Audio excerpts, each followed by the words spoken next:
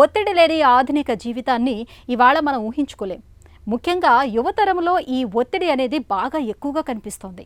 చదువులు, ఉద్యోగాలు, వ్యాపారాలు, ఆర్థిక లావాదేవీలు ఈ వ్యవహారాలన్నిటిలోనూ వారు తీవ్రమైన ఒత్తిడికి లోనవుతున్నారు.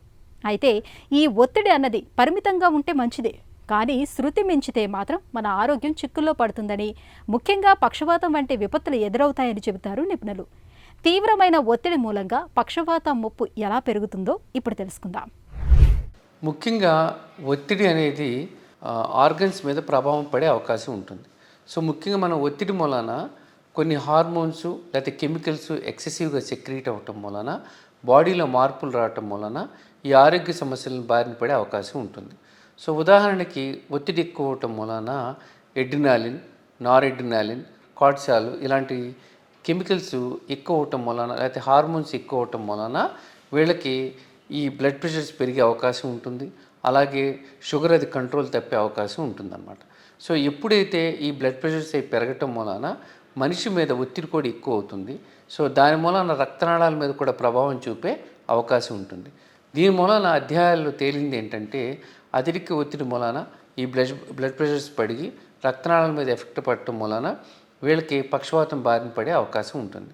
అంతేకాకుండా ఈ ఒత్తిడి మూలాన మిగతా ఆరోగ్య సమస్యల మెదడు మీద ఉదాహరణకు ఆలోచన శక్తి తగ్గటం, అలాగే ఒత్తిడి మూలాన ఈ మైగ్రేన్ లాంటి ప్రాబ్లమ్స్ కూడా వచ్చే అవకాశాలు ఉంటూ ఉంటాయండి. సో ముఖ్యంగా ఇప్పుడు ఈ ఎడ్రినాలిన్, నారెడ్రినాలిన్ అనేది ఎవరికైనా సరే ఒక ఒత్తిడిలో ఉన్నప్పుడు తాత్కాలికంగా అది ఎక్కువ అవటం వల్ల వాళ్ళ పర్ఫార్మెన్స్ పెరగవచ్చు.